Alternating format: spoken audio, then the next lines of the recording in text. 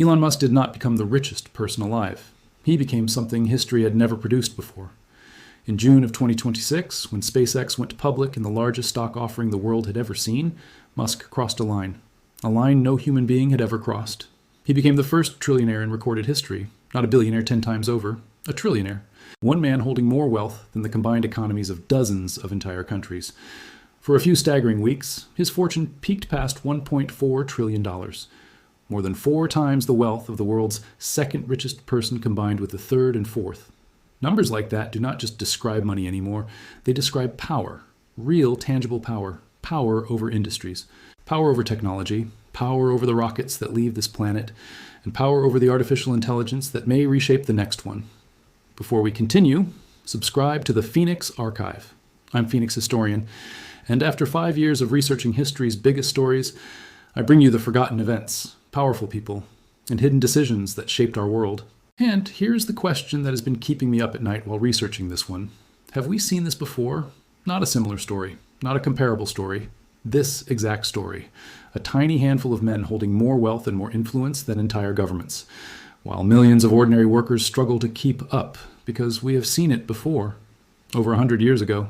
In an era history remembers by a strange and telling name. They called it the Gilded Age.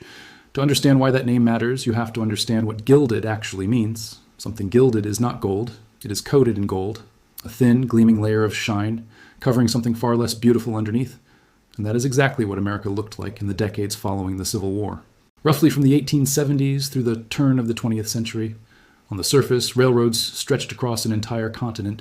Factories rose where farmland used to be. Cities glittered with electric light for the first time in human history. And a small group of men became wealthier than kings. But underneath that shine, there was another America. Child laborers worked 12-hour shifts in coal mines. Immigrant families were crammed into tenement buildings with no clean water. And the government was tangled deeply with the interests of the ultra-rich. So deeply that it was often hard to tell where business ended and where politics began. This was the age when America built its first generation of super-rich. And to understand today's billionaires, we need to meet the men who invented the blueprint. Start with oil. Start with John D. Rockefeller. Rockefeller did not just build an oil company. He built a machine designed to make competition disappear. Through his company, Standard Oil, he did not simply try to sell oil better than everyone else. He bought out his rivals. He undercut prices until smaller companies collapsed. And he made secret deals with railroads, deals that allowed him to ship his oil cheaper than anyone else. By the 1880s, Standard Oil controlled around 90% of the oil refined in the United States. 90%. That is not a company anymore. That is a monopoly. A single entity so dominant that virtually every American who lit a lamp at night was connected to it. Without knowing it, they were putting money directly into Rockefeller's pocket. By the time he was done building his empire, Rockefeller had become the richest man the world had ever seen. His fortune, adjusted into today's terms, would rival the biggest fortunes we see even now. Then came steel. Then came Andrew Carnegie. Carnegie's story is different in one important way. He began poor, genuinely poor.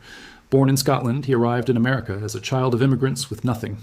His first job was as a bobbin boy in a textile mill, working for pennies a day. But Carnegie had a gift. He could see where the future was heading, and he bet everything on steel. The very material that would build America's railroads, its bridges, and its skyscrapers. Through ruthless efficiency, aggressive expansion, and a willingness to crush rivals and workers alike, Carnegie built an empire. Carnegie Steel became one of the most dominant companies in America, and when he finally sold it in 1901, the deal made him unimaginably wealthy. For a brief moment, Carnegie may have been the richest private citizen on earth. That sale created U.S. Steel, the first billion-dollar company in American history. Then came the railroads. Then came Cornelius Vanderbilt. If Rockefeller controlled oil and Carnegie controlled steel, Vanderbilt controlled something even more fundamental. Movement itself. He started with shipping, building a fleet of steamboats before most Americans had ever set foot on a train. But Vanderbilt saw the future earlier than almost anyone. The future belonged to railroads. He bought lines, merged them, expanded them, and built a rail empire that connected cities and industries in ways never seen before. Vanderbilt did not just move goods. He controlled the arteries of the American economy. Whoever controlled the railroads controlled the speed of the country itself, how fast it could grow, and how slowly it could be forced to move. And finally came the man who did not build one industry. He financed all of them. J.P. Morgan. Morgan was not an oil man. He was not a steel man. And he was not a railroad man. He was a banker. But not the kind of banker most people picture. Morgan's banking house had enormous capital, and even greater influence. In 1895, the United States government itself ran short on gold reserves. The country was facing a serious financial crisis, and it was J.P. Morgan, a private citizen, who organized the rescue plan. A private banker helped save the U.S. Treasury. Read that again. One private citizen was wealthy enough to help stabilize the finances of the United States government. Morgan did not just have money, he had leverage over the entire financial system. He could decide, in a very real sense, which companies survived and which companies did not, simply based on where his money flowed. Four men: oil, steel, railroads, and banking. Between them, they did not just participate in the American economy. In many ways, they became it. Now look at today. Instead of oil, we have data. Instead of steel, we have silicon. Instead of railroads, we have satellites and rockets, systems carrying humanity's future into orbit. Elon Musk, with SpaceX and Tesla, controls space travel and electric transportation simultaneously. Jeff Bezos built Amazon into something far larger than an online store. It does not just sell you products. It controls the infrastructure modern commerce runs on: warehouses, delivery networks, and cloud computing servers. Servers that quietly power much of the internet you use every single day. Mark Zuckerberg built Facebook and Instagram into platforms of extraordinary dominance. They do not just host communication. For billions of people, they have essentially become the internet itself. These are not just companies, like Standard Oil, like Carnegie Steel, like Vanderbilt's railroads. They are infrastructure. And whoever controls infrastructure controls something deeper. They control the rhythm of everyone else's daily life, quietly, constantly, and very real. The parallels do not stop at power. They extend to method. Rockefeller crushed competitors through pricing and secret deals. Today, regulators around the world have investigated tech giants for similar tactics, buying up potential rivals before they can grow into threats, or using dominant platforms to disadvantage smaller competitors trying to break in. The tools have changed. Algorithms instead of railroad deals, data instead of oil pipelines. But the underlying instinct is exactly the same. Build something so large that competition becomes almost impossible. That is the same instinct that built the Gilded Age. But if we only talk about the men at the top, we miss half of this story. Maybe the more important half. Because while Rockefeller, Carnegie, Vanderbilt, and Morgan were building empires, ordinary Americans were paying the price, often in ways that are genuinely hard to hear about today. Picture a steel mill in Pittsburgh in the 1890s. Workers labored 12-hour shifts, 6 or 7 days a week. Many were immigrants who had just arrived in America chasing a better life. The conditions were often dangerous enough to kill. Burns were common, crushed limbs were common. Fatal accidents were not rare tragedies. They were treated as an accepted cost of doing business. Wages were kept deliberately low. And when workers tried to organize and demand better conditions, the response was often brutal. At Carnegie's own Homestead steel plant in 1892, a labor dispute exploded into violence. Striking workers clashed with private security forces hired by the company. It became an actual armed conflict. Several people were left dead, all over the basic demand for fairer wages and safer conditions. Children worked too. In coal mines, boys as young as 8 or 9 spent entire days underground. They sorted coal by hand in dust-filled rooms. They breathed air that would damage their lungs for the rest of their shortened lives. In textile mills, children stood for hours at machines built for adult-sized hands. They lost fingers, they lost childhoods, and they earned wages that barely kept their families fed. In the cities, entire immigrant families were packed into tenement buildings, cramped apartments, poor ventilation, little access to clean water, and almost no basic sanitation. Disease spread easily through hallways shared by dozens of families at once. Meanwhile, just a few miles away, men like Vanderbilt and Carnegie built mansions. Mansions so extravagant they resembled European palaces. They hosted dinner parties that cost more than most workers earned in an entire year. This is the gap the word gilded was really describing. Not just a shine over a national economy, but a shine stretched paper thin over a widening canyon, a canyon between the astonishingly rich and the desperately poor, and people noticed. Public anger over this inequality grew steadily throughout the era. Journalists began publishing investigations into unsafe factory conditions. They exposed corrupt business practices and the political bribery used by industrialists to protect their power. These journalists were sometimes mockingly called muckrakers by critics, but their work changed how Americans saw the men at the top. Because that is another uncomfortable truth of the Gilded Age. These men did not just build businesses. Many of them quietly built political influence to match. They funded campaigns, cultivated friendly senators, and shaped legislation in ways that protected their monopolies, not the public. Eventually, public pressure forced change. Landmark antitrust legislation gave the government its first real legal weapon, including the Sherman Antitrust Act of 1890. For the first time, the government had a tool to break up dangerous monopolies. Years later, that same law would be used against Rockefeller's Standard Oil. Standard Oil was broken into more than 30 separate companies. The breakup sent shockwaves through corporate America. It proved something important. Even the most powerful business empire was not untouchable forever. But here is where the story takes an unexpected turn. Because not every industrialist ended their story as a villain in the public's eyes. Some of them rewrote their own image, quite deliberately. Andrew Carnegie is perhaps the most striking example. Later in his life, Carnegie became convinced that hoarding extreme wealth was a disgrace.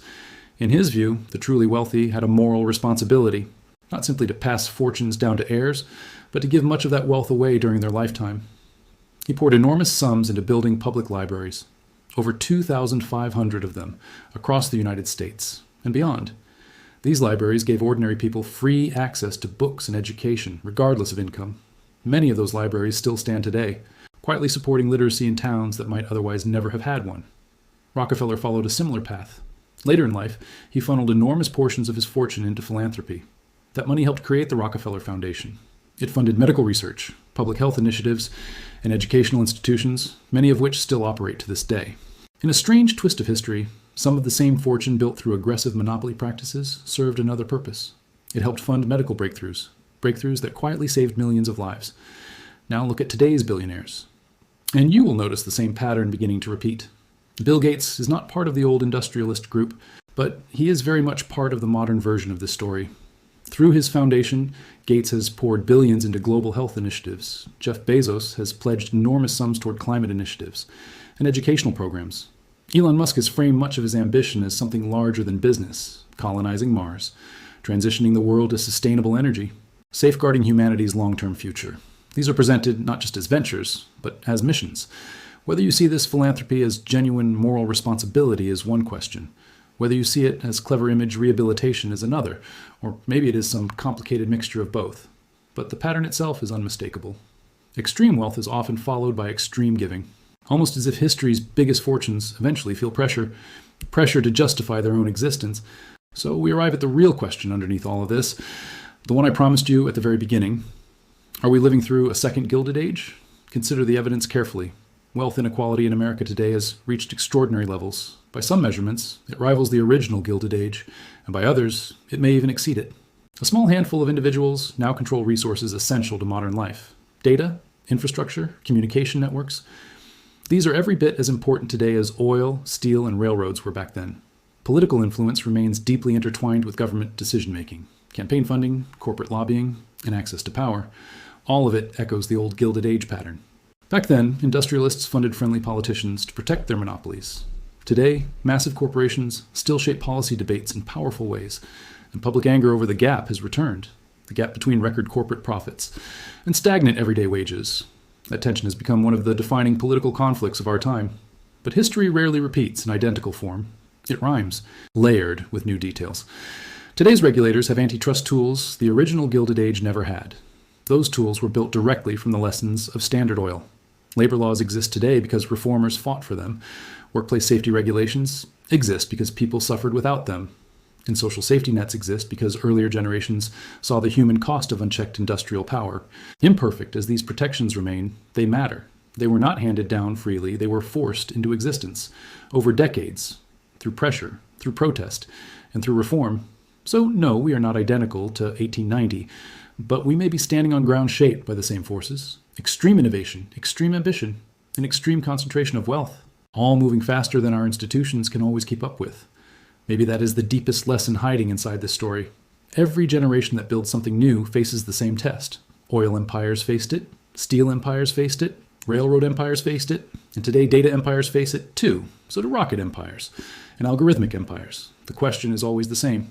Will innovation lift an entire society upward with it, or will it simply gild the surface while widening the gap underneath? History has not given us a final answer yet. Perhaps we are still writing it, right now, in real time. Watching billionaires cross impossible milestones, watching industries reshape themselves overnight, and wondering what Americans wondered over 100 years ago. Does the shine we see on the surface conceal something far more complicated underneath? I'm Phoenix Historian, and this has been another deep dive from the Phoenix Archive. If this story made you see today's headlines a little differently, subscribe.